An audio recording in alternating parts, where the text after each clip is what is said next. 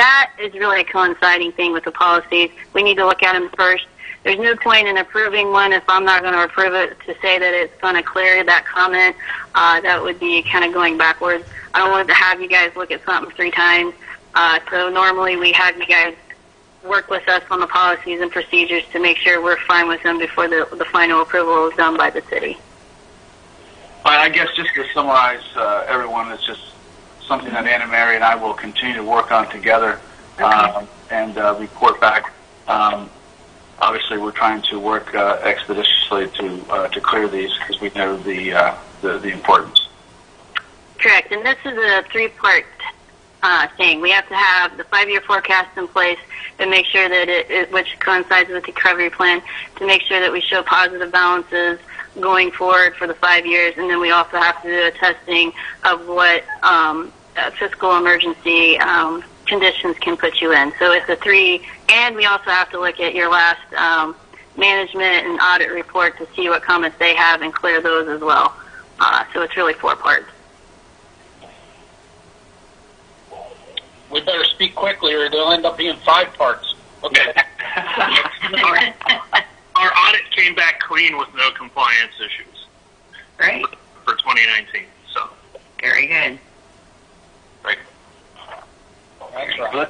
That's all I had to share. Okay. Okay, great. Any other old business or new business? Well, hearing none, Mayor, what do you have to tell us? Any reports? Thanks everyone for your time and attention to this committee, this group, this commission. You know, from the mayor's perspective, there's a lot going on within the city. We've over this last year with the funding of different pieces of equipment, we've been able to improve our streets. Just having a hot patch trailer and different things has definitely improved our infrastructure. We are working on the streets program. It'll be we are working on a 5-year program. We're calling it our Streets 2025 program, and looking at what streets are being repaved and the funding and how we're getting those things done, and then making sure we have all our ducks in a row to get the proper applications in and all of that working in the right direction to keep those infrastructure improvements going. Actually, in 2021, we'll probably do more street improvements than we have in the last 20 years, all in one year. So we're pretty pleased to be moving forward and having the funds to do that, and that's a direct, that directly is a result of this commission and of the guidance that we've received to move forward and put plans in place to keep things going. So we also have a new software program going that's called C-Click Fix, which is a website. It's a mobile app where you can take a picture of something that is a problem within the city, and it reports back to our Public Works Department. That is also an accountability tool for us to let us know where things are and how quickly we're taking care of that. So those are all tools that we haven't had in the past that it's very nice to have, and we're it's a part of this process. So then we've been working with the Ohio EPA and with the Cincinnati Waterworks on our water system and looking at our water system, in a big picture, trying to figure out what we're doing with the water towers that are up on the hill that we've had problems with. I think we are in a very good position now. We've had an engineering study done of our water system. We have some plans in place, and we're moving in the right direction there. A couple of the items that the record on accounting methods. One of the items that I'm working on is the emergency operations plan, which we have an emergency operations plan, but it needs to be updated.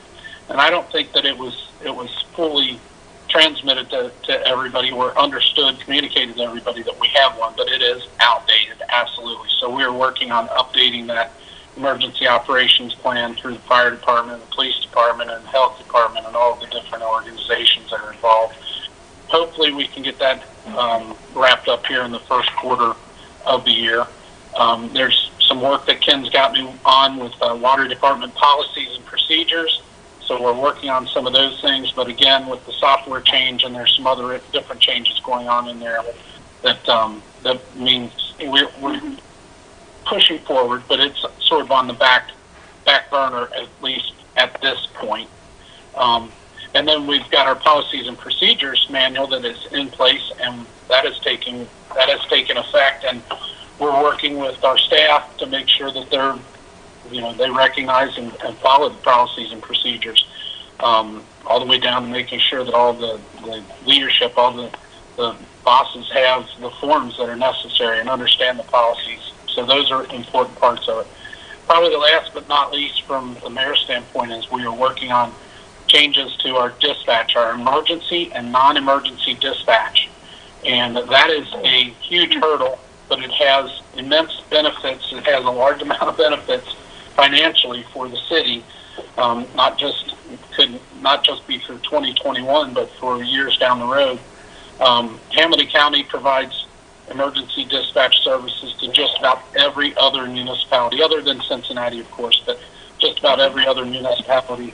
Norwood is the last standing municipality that has not came under that umbrella.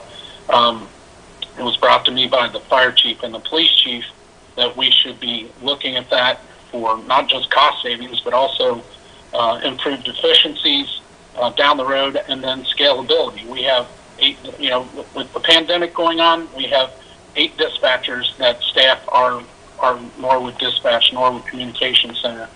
And, my sleepless nights over this whole year has been what happens if our fire department or our police department or our emergency dispatch department is hit hard with COVID and a pandemic like that. Well, Hamilton County has 60 dispatchers. They have multiple areas that they can dispatch from. They actually set up some satellite areas to socially distance their operations. We have none of that. We have 2 dispatchers sitting right next to each other, and quite frankly, if we had so that's been my sleepless nights.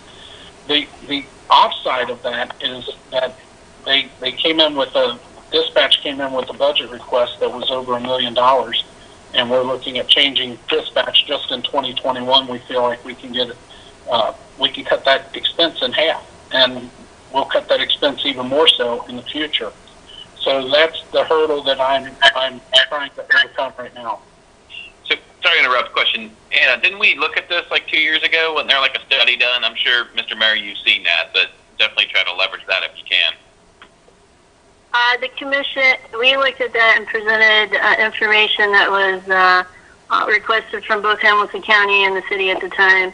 There are some differences from the 18 versus now, just on the price of the calls from the little bit I have seen. So the scenario would have changed some, but that's all I can say about it. Yeah, no, I'm just saying, make sure you have that, Mayor, so you can, as you do your analysis, maybe that'd be helpful for you. I've done my analysis. I've been working on this for more than 6 months now. I mean, this is not something that just started. Sure. So it's absolutely a challenge, and hopefully we can get through this. We had a council meeting last night. Hopefully everybody's still able to hear me? Yes. Yeah. Okay. I lost it for some reason, but there you go. It was in front of council last night. We're talking about an ask in the budget for $1.2 million, and then we even narrowed that down. But for Hamilton County to do it, we have projections of it being about $500,000 or even less.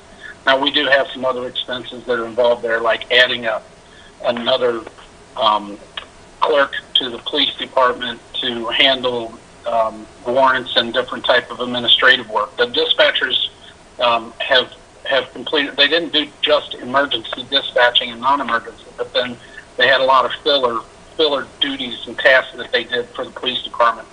So we've got to change some of that structure around, and it does mean that we are going to be moving employees around to facilitate a Norwood 311, which is a communications tool that would be 12 hours a day, not a 24-hour, Right now, our dispatch is 24/7, 365. Well, it'll be cut down. So there's a considerable amount of savings going to Hamilton County, not just in the per call, which we are, the city of Norwood residents pay a sales tax to support the Hamilton County Communications Center, and then we're also paying a tax to support our own dispatch. So there's a lot of positive parts to making this change, but it's not an easy one because we've had dispatch for 25 years or 30 years. Ever since 9/11 came out, they started and separated even before then. So it's a big change to our operations. The auditor, Jim Smith, and I have been working with the staffing plan and working to put together a budget that encompasses these changes, and that's an important part of what we've spent a considerable amount of time trying to look at these.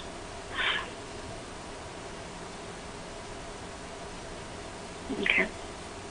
So thank you. May I ask a question, Sharon? Absolutely, Mr. Shepherd. Sure.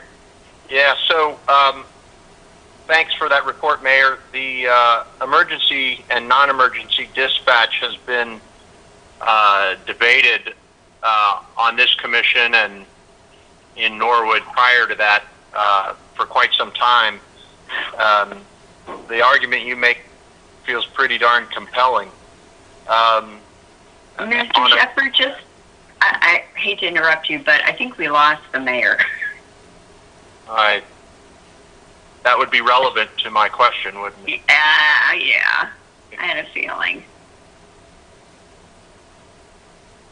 Maybe I can ask Ken. Okay. That's fine with me. I just wanted to let you know that we have lost him. That's all. Okay. That's meaningful. So Ken, I assume you're pretty darn in tune to this as well. The financial information that the mayor outlined was a savings of something like $700,000 just straight up, service for service. It sounds like the the 8 dispatchers could be utilized somewhere else in city government. Do I gather that correctly? That's my understanding that as part of the union contract, they can bid on other jobs, Mr. Shepherd. So I'm back. I think, Mayor Schneider's back. I apologize. We sit here the whole time and just listen to everybody else talk, and then when I need to talk, it shuts down. Anyways, yes, we are working with the union. We've got there's actually 5 positions. There's 8 full-time dispatchers. There's 5 positions that we have opened up, much like there was a position where an employee is retiring January 30th. The person that's working in the union, the person who's currently the water meter reader is moving to that position. So then that opens up a position for a dispatcher. So we've got 5 positions that will open up for employees to move to. There are 3 that potentially could be laid off, but they all have bumping rights according to the union. So it is in a civil service, a statutory city with civil service with unions involved. It's an interesting challenge to make a positive change like this. So I guess the real meat of my question is how representative is my understanding of what you outlined? How representative of the savings is the simplistic calculation? 1.2 million minus 500,000 equals $700,000 in savings per year. Is that absolutely correct? Is that offset by other? I guess I'm really wondering what do you imagine is the real savings, total net savings for this move? Putting it together, if you just look at salaries. If you look at salaries and benefits, you're talking about a savings going from an appropriation, budget appropriation or request of $950,000 down to $250,000. Now there's other savings in there, Tom, that are going to be interesting because we do have Motorola consoles that we are working with Hamilton County Dispatch that they potentially will purchase from us that we paid for, and that would decrease our dispatch cost. You know, it might mean that we don't have to pay any cost for dispatching for 2 months. So there's, you know, that's $70,000. But on the other flip to that, you're exactly right. There are staffing costs. So in putting in place our Norwood, what we call Norcom, as you'll see in the financials is Norcom. That's 2 employees that will be working there 8 hours a day, 5 days a week. So those expenses have to be in there also. So I think that the number, which your question, you know, going from $1,200,000 to $500,000 is realistic. I think that we'll see even more savings in the future with that. Okay, thank you. So the other thing I was starting to talk to before I got clicked off of here is that the Norwood Richard E. Lindner YMCA has closed down. They closed down in March because of the pandemic, and they have not reopened. The building has been operating as a YMCA for many, many years. This is a 1950, 1940 build. And the YMCA came to the city and said, we don't plan on opening that building back up, and we are willing to give that building to the city of Norwood for $1. So a couple of council members jumped right on that, and right now they are working on there's an agreement being worked on for the city to take over that building. That building has a gymnasium, has fitness center, has an outdoor pool, and has an indoor pool. The council members are looking at this saying, how can we not accept this property for free? I'm not a huge advocate of it, but I understand their thoughts and desires, and Norwood doesn't really have a recreation building per se. We have a community senior center, which we've all met at, but that building is different than what this building is. So that's something that council is working on, and Jim Stiff and I have looked at the budget and tried to come up with some preliminary numbers, but the whole package has not really been presented to us. We haven't. It's just something I want to mention to all of you so that it's not such a surprise. Okay. Well, one thing you may already be asking these questions is, you know, is there a bunch of deferred maintenance on this building that we're inheriting? We're only paying $1 for it, but if there's, you know, a lot of maintenance that we're going to have to do, make sure that's accounted for as well. Yeah, that was one of the first questions I asked is, you know, so what are we looking at challenge-wise? And from what the YMCA, the CEO of it, when I had a meeting with him, basically said we've maintained the building a standard just like we would any other building. It's not like it's sat there and falling apart. Roof is good. They do have, you know, the problem with this building is that it's an older building and it has accessibility issues. So it's not as handicapped accessible as it should be, and it's grandfathered in, but for the city to take it on, we're going to have to address some of those accessibility issues.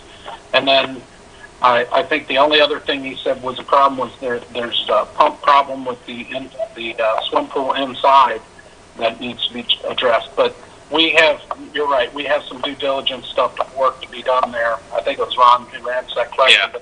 But we have work to do to find out, because it's not going to be, I'm sure there's going to be items that jump out at us, you know, sure. That's about it. That's about all I had. So I'll take any questions if you guys have questions. Well, Mr. Mayor, I unfortunately had to walk away for a couple minutes. My boss called me, and so I missed a good chunk of your call. Could you possibly summarize that in maybe 30, 60 seconds? Sounded like you were talking about getting rid of dispatch or private dispatch, farming that out, and savings would come out of that. Is that what I got? That's correct. Hamilton County Dispatch is it's as one council member, the chairman of it is a 800.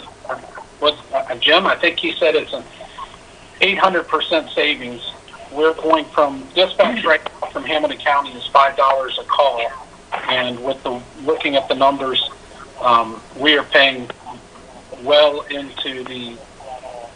I think the number was $35 a call, and then there's all sorts of scalability that and resources that they bring to the table for us. So there's a big upside to the city of Norwood going with Hamilton County Dispatch. The last time that you guys looked at dispatch, Hamilton County's cost was $19.80 per call. Now it is $5 per call because of the sales tax. So there's a huge difference there. And then I talked about, our streets plan. We're putting together a 5-year streets plan. We talked about the water department eliminating the water towers, which we feel is going to be something that we can do, which will satisfy some of the Ohio EPA requirements. We were having some challenges with the water system just a few years ago. We're on track now. The Ohio EPA is happy with what we are doing and the progress we're making. We had an engineering study completed.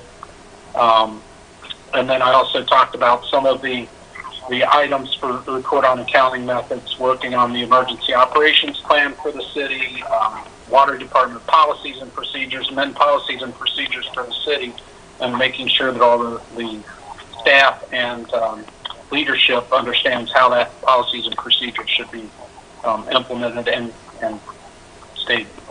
we're staying on top of that. That is it in a nutshell. Brad, feel free to give me a call if you want to have more of a discussion anytime.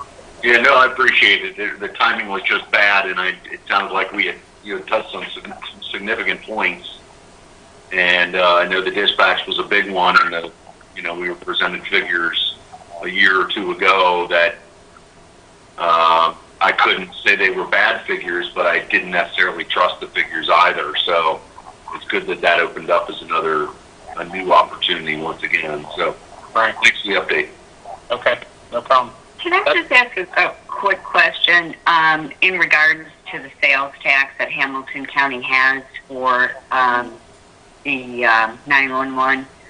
Residents of Norwood are already paying that, correct?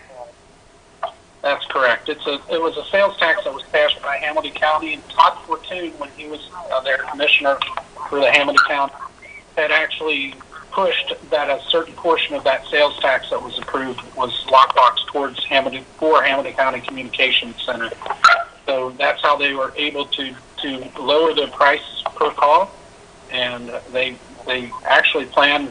The goal is to keep that price down low throughout. So we'll see. Yes, we're already yes. So in essence, you're paying for a service you're not receiving currently. Yeah. Anytime a resident from Norwood purchases something that is taxable. Yeah, that's correct. So, Mr. Mayor, I was going to ask as a follow-up. I know the hope is that it goes on in perpetuity, but when is the sales tax end? I'm sure, is it one of those something that needs to be voted on again in 2 years or whatever, or is it just go on for forever? I don't know how long that sales tax is in there. I would suppose that it's going to have to be renewed at some point. But I think it was a percent increase to the current sales tax. So I'm not sure how that works. And that is a question that other council members have said. Well, what happens in 2 years when they bump it back up to $19? Before they had it, in fact, in 2018 they were quoting us a price of $19. Even at those numbers, we'll still be saving. Yeah, so, it's at 35. Yeah, for sure, makes sense. It's so much. Yeah. Okay. Thank you.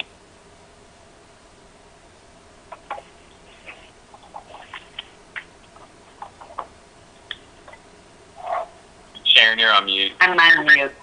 Yeah, I'm on mute. Are there any other questions for the mayor? None for me. Deputy. Okay. Anything? I believe Ken indicated that he was finished with his report. Okay. down to determining our next meeting date and time, and I guess this is also has to do with maybe another new business item that I would like to forward, and it's maybe not considered new business, but the city is required to file an updated financial recovery plan every year. We did look at I did just today actually. The last one was dated March 24th, and I'm thinking that's when it was submitted to the commission. So my guesstimate is we discussed it and voted on it sometime the tail end of March. So I would actually be looking at a date to meet again at the end of March, if not early in April.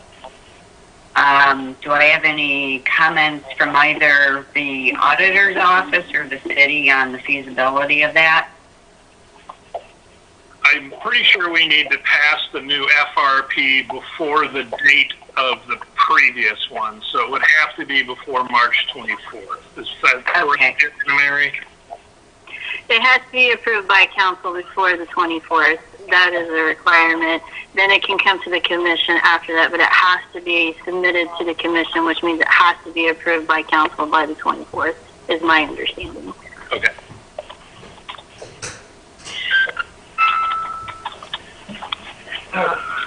Okay. So given that, and given the fact that sounds like there's a lot of work that is in progress now, like on the 911 and other items. We've got the financial software, which it seems to be, I think it appears that the learning curve is being shortened, if that is a way of saying it, and this is so common, I can't begin to tell you some of the issues, I don't even want to call them an issue, some of the difficulties experience-wise that the state had when we went to a new accounting system. And that's on a much bigger scale, so that's certainly to be understood. Given all that, and I'm going to have probably the city chime in as I'm looking at my calendar here. I just checked the second council meeting for March is March 23rd.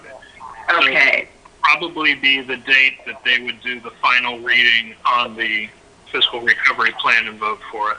Okay. They would probably like to have it over 2 meetings to discuss. Sure. If possible, but March 23rd is that meeting. Okay, given that, and Anna Mary, certainly chime in, but my understanding is that the auditor's office would like to be a companion in that trip towards passage, so that they are well aware of what's in the plan, so their review won't take long. Because we would need to vet the numbers and make sure that the assumptions are clear, and the word goes with what the numbers state within the recovery plan. We do take several weeks to go over this because we have to do some calculations, and we come back and talk both to Jim and the mayor about differences that we may see, or from what the written assumptions are versus what the numbers are stating. So it will take us time to get through this. But does that process occur in tandem? It should, with the formulation of the plan? Or will you need, in other words, will you need the time after the 23rd? The 23rd of March? Yeah. No, according to the council, it should be through us. Yeah. Yes. Our goal is to get the draft plan to Anna Mary by the 31st or on the 31st of January. So that gives us the month of February to kick it back and forth several times. It was kind of my timeline, Anna Mary, and then have it ready to go the first meeting in March. If we get it by the end of January, that should be doable, depending on how many questions and back and forth we have. Okay. So if all things happen as planned, and giving the commission members time to review the plan, I would be looking at likely a meeting on maybe March 30th, which is a Tuesday, or March 31st of the commission. Why couldn't we meet on March 24th, the Wednesday after the council meeting on the 23rd? Because we would like to, the commission will need time to review the plan as passed by the council. Well, you'll have it. Well, I'm thinking that this plan is going to go to council at March 9th. March 9th, this would go to council for their first look at it, and March 23rd, they would do their hopefully their second and third reading of it. And you would have that. You'll have this plan when it goes to council. It would go to the commission also for you guys to review it. Or even you'll have it before then. Well, I shouldn't say the commission. That would be guaranteed, though, that the plan would be approved as submitted by council. Yeah, normally we don't present the recovery plan to the commission until the finalized version has been approved by council on their last reading, which would be the 23rd. Right. That's why So we'll would be on the 24th. No, because we still need time to look at the plan as passed. So you think they're going to the council would make changes to it sometime within those 2 weeks? When they get it on the 9th, they'll potentially make changes, and then the 23rd, those changes would be adopted?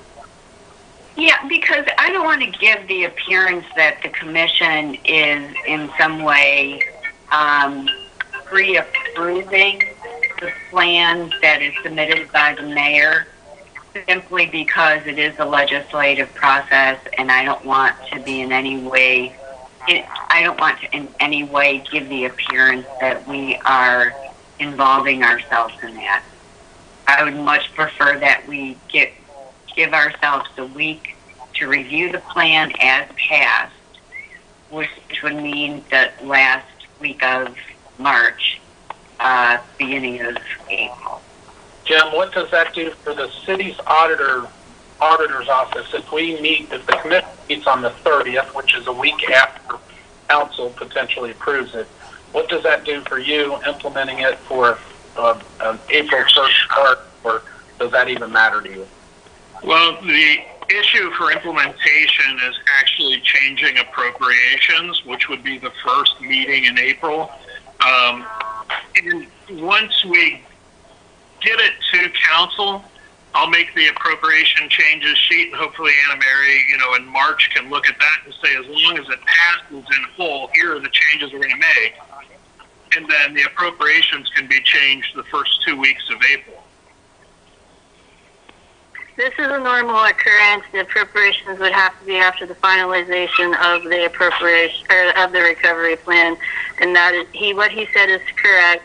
We can look at the appropriations and tangent it with the recovery plan once we know where council is sitting in the first meeting or so, and be ready for the 1st of April to be approved. We could also bring it to the commission as well, because those appropriations have to be passed by them as well. We can talk and do a thing where you give us, the financial supervisors, the authority to pass them as long as they stay within the guidelines of the recovery plan, or potentially we could have them only if they're passed by council, but that recovery plan has to be done beforehand. Okay. All right. So at the same, I'm sorry. At the same time, I think what we can do is we don't really approve the appropriations. We review them just to make sure that they are not conflicting with what's in the financial recovery plan. We'll have the plan at the same time, and we can do that. Okay.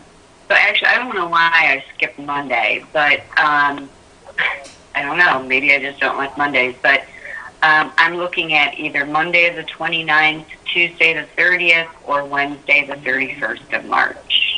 Are there any bad days? This is Ron. For me, as of now, all those days would work for me. Okay. Mr. Schwartz? I'm fine. Any of those? Okay. Mr. Shepherd? All work for me. Okay. Marcy? I prefer Tuesday or Wednesday, the 30th or 31st. Okay. Well, why don't we do March 30th at 10 o'clock?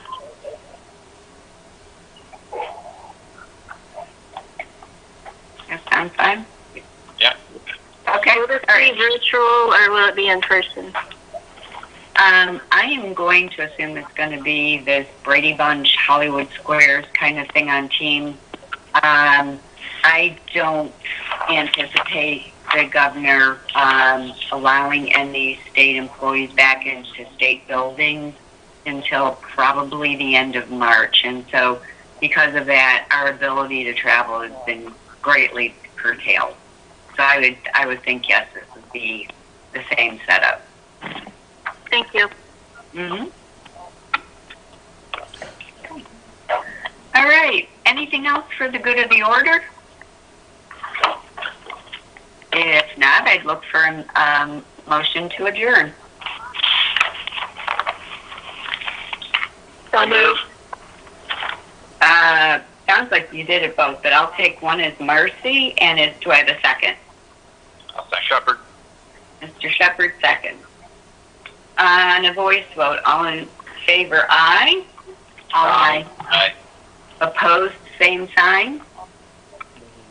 Hearing none, this meeting is adjourned. I thank you so much for all your time. Thanks. Thank you all. Bye. Bye.